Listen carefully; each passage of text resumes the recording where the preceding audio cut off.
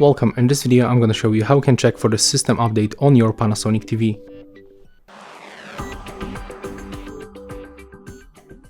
So first of all, click menu button on your remote control.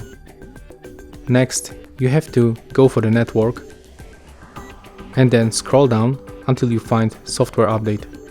Open it. Now just wait a little bit. As you can see right now, our TV is checking for new available version of the software, and for sure you have to be connected to the Wi-Fi network. As you can see, in my case, the currently software is up to date, so I cannot install the new one, but if you are out of date, you'll be able to click on the install button. That's how we can make it. If you find this video helpful, remember to leave a like, comment and subscribe.